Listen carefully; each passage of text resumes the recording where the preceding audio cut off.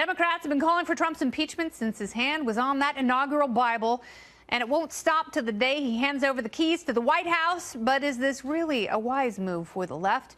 Joining me now, comedian and host of the Dennis Miller Option podcast, the one and only, the legend himself.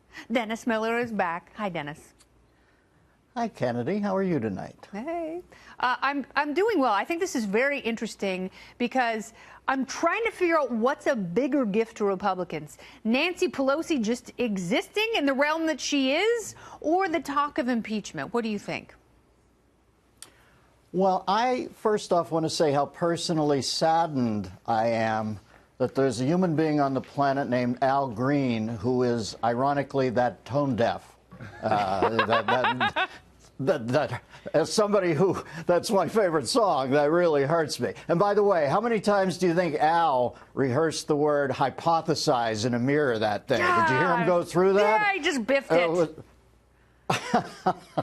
Listen, I think that Pelosi, to me, is the continental divide on why I think these two parties, these two factions, these two political mindsets are never going to agree. Yeah. I'm sorry, I can never concede that she's a bright woman who should be the Speaker of the House. And I know on the other side, they are so dug in. I think when they're probably alone, they go, can you believe that we've got all these old people out there, you know, Biden and Bernie and Pelosi, and they rep us, and we're trying to pitch kids. I assume when they're alone, they have those things, like Planned Parenthood does when they have lunch. But I must say, I will never be able to look at Pelosi and say, yeah, she's a very bright woman who should be the leader of this country. And I guess they're going to hate me for that, but I don't get it. It seems like a cosmic joke to me, Pelosi. No, you bring up a really good point, because if you're going to be in power for that long, it seems like you have to have something.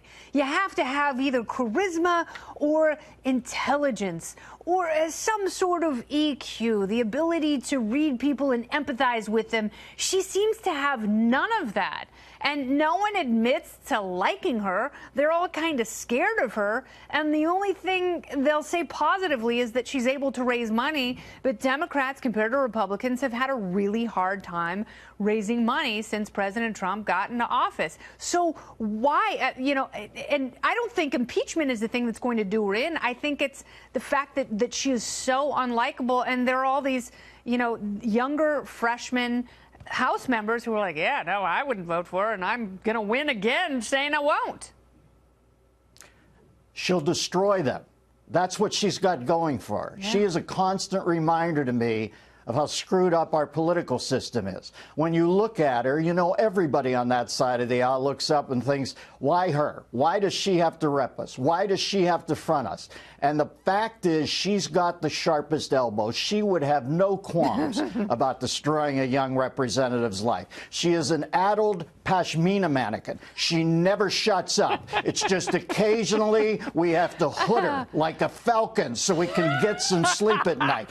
She is in more over her head than a gay dwarf hitting on Shaq. I wonder if they can hood her with the pashmina, because that would be amazing. All right, so let's talk a little bit about impeachment. I think if the president were impeached, he wouldn't be kicked out of office, and it would make him a folk hero. I think it would be the best thing to happen to him. It would be a money-raising bonanza. It would energize his base, and it would make the far left feel like they've achieved something. I mean, that really is the one unifying thing in Washington. Will it happen?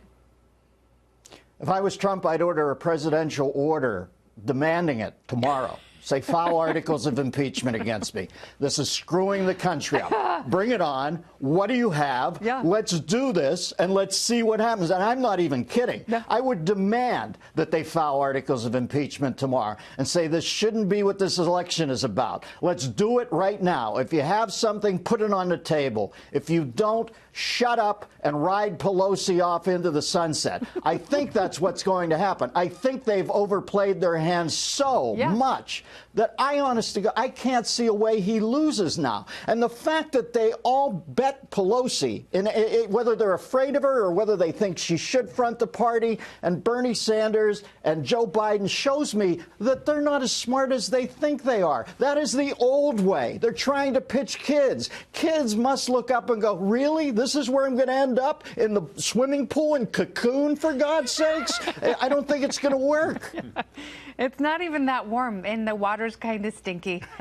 Dennis, I cannot wait to see you here in person. I thought it was going to be this week. I'll be there next Thursday, Kennedy. I'll be in New York. The carpet will be so red, you won't be able to tell if it's crimson or blood. And that is the highest listen, compliment.